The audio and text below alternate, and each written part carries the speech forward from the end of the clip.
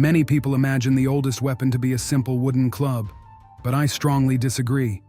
Living in a world where humans weren't at the top of the food chain, the reach of a weapon mattered a lot. Forget hunting, just keeping predators at bay was easier with a long stick than with a short branch. Sure, you could throw hefty stones, but they might not always be around when you need them, and carrying them wasn't exactly convenient. All this suggests that the earliest weapon was likely a long stick, a kind of staff or pole. And if we consider that millions of years ago, our distant ancestors weren't as adept at walking upright as we are today, another theory emerges. A makeshift staff might not only have served as a defensive tool, but also as a third point of support, a kind of crutch that helped them develop upright walking. Eventually, people started sharpening these sticks, sometimes hardening them with fire, and voila, a proto-spear was born. This invention likely helped expand diets, boost brain development, and set humanity on the path toward becoming Homo sapiens. Of course, this is just speculation, but it seems reasonable. Either way, the long stick, the staff, pole, or spear, is an incredibly ancient weapon. Beyond its decent reach in combat, the staff had a ton of practical uses. It made navigating rough terrain easier, let you check the depth of rivers, and helped cross small streams. Shepherds also appreciated its utility. After all, herding livestock with kicks is both inconvenient and dangerous. Its many practical uses led to an interesting phenomenon. The staff gradually stopped being seen as a weapon in the popular imagination. While a stranger walking into a village with a club or mace might arouse suspicion, someone carrying a staff seemed much more peaceful. I cannot allow you before Theoden King so armed, Gandalf Greyhim. Your staff. You would not part an old man from his walking stick. Walking stick.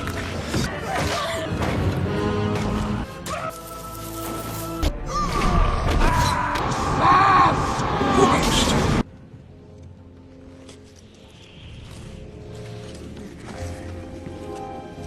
But think about it.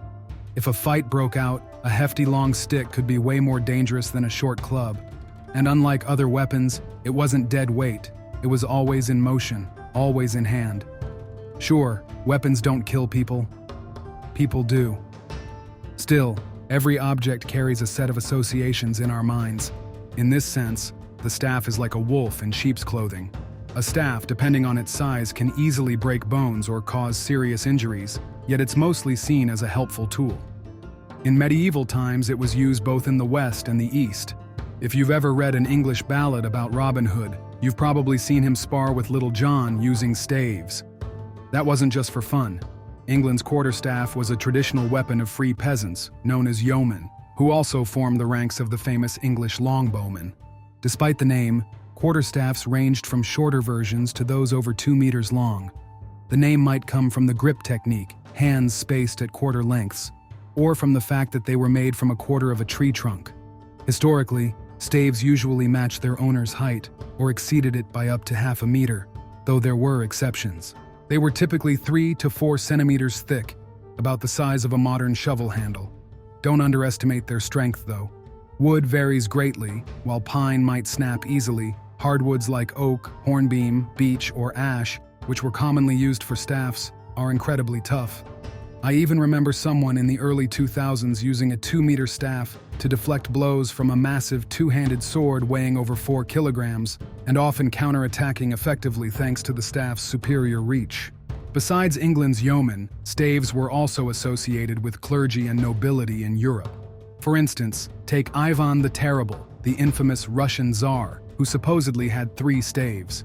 At first glance, they seemed like decorative accessories, or maybe symbols of authority. After all, in Christianity and other Abrahamic religions, there are plenty of references to shepherds and their flocks. Some even counted over 400 instances in the Bible where people are compared to sheep. Religious or secular leaders were depicted as shepherds, and their staff symbolized this role. But beyond the symbolism, these beautiful, ever-handy staves also doubled as weapons. Assassination plots were a constant threat, and a staff, always in hand and elegant in appearance, could deliver a solid blow when needed. Just ask Vasily Shibanov, a messenger who brought bad news to Ivan the Terrible. He was reportedly either maimed or killed with one of Ivan's staves. Some staves even had tapered ends, making them capable of dangerous thrusts. Interestingly, Medieval entrepreneurs sold staffs made from unicorn horn, claiming they could detect poison in food. The unicorn horn was probably a narwhal tusk or something similar. Ivan the Terrible, who had friendly ties with England, allegedly bought one of these horns for a hefty price. But when it comes to staves, the East deserves special mention. There, staves were well known and widely used, going by names like gun, bow, Jean, or Z. Just like in England, they started as a weapon of peasants before being adopted by Buddhist monks and eventually making their way to Japan. As is often the case in this region, its use gave rise to hundreds of martial arts schools and dozens of variations. In China, the staff was called the ancestor of 100 types of weapons, and for monks studying martial arts, it was a foundational tool. This was because the long stick allowed practitioners to train thrusting and stabbing strikes, like those of a spear, as well as wide, sweeping cuts, similar to bladed weapons. Jumping to 16th century Europe, we can recall a manuscript by George Silver, who claimed that mastering a two-handed sword or axe relied on the techniques of a shortened staff. An interesting option for self-defense was the shorter Eastern staffs like the hanbo and zi. The latter, measuring about 127 centimeters, was somewhat comparable to a walking stick. It was slightly larger than bladed weapons like the tachi, which it was primarily designed to counter. That said, most staffs in Asia were about eyebrow height, roughly equal to the user's height, or 30 to 40 centimeters taller. In rare cases, they could exceed 2.5 meters. The center of gravity for a full-sized staff was usually at its midpoint, making it easy to alternate strikes and deliver blows with both ends. When discussing the effectiveness of this weapon, some argue that a staff wasn't very effective against armor and thus wasn't used in large-scale battles. But even setting aside that full-plate armor was a late medieval development, it's worth noting that real combat wasn't about dramatic attempts to pierce someone's chest like in the movies. In practice, arms and legs were prime targets. Getting hit there could disarm or discourage an opponent entirely. And for targeting limbs, the staff's reach is perfect. Of course, the wielder's hands were also exposed, making it better suited against shorter weapons. There's even a story from 1625 about an Englishman armed with a staff defeating 3 Spaniards with rapiers. Of course, such stories mostly tell us about the skill of that particular Englishman, rather than proving the staff's universal superiority. Still, reach is undeniably a key factor in fencing. The reason staffs weren't used in battles, in my opinion, is pretty straightforward. Swinging such a long weapon in formation isn't practical, and if you're limited to thrusts or short swings, it's better to sacrifice some balance for added effectiveness by attaching a spearhead or axe to the end.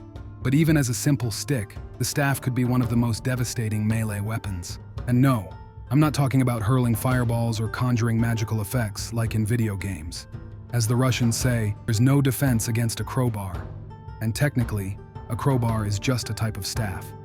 This brings to mind the legendary Chinese hero Sun Wukong, the Monkey King from medieval folklore. He wielded a staff weighing, in modern terms, about 8 metric tons. And as we might say today, he caused some serious chaos, both on Earth and in the heavens. Of course, that's just a story, but as I've mentioned in another video, if you can swing a barbell like a staff, you don't need sharp edges or blades. After all, the energy of a heavy hammer strike is about 20 to 50 joules, but an Olympic barbell swung at the same speed can hit with nearly 1,000. For instance, it's claimed that a Shaolin text from 1558 describes metal staffs weighing up to 18 kilograms. The source claims such a staff could break bladed weapons, which simply couldn't withstand the impact.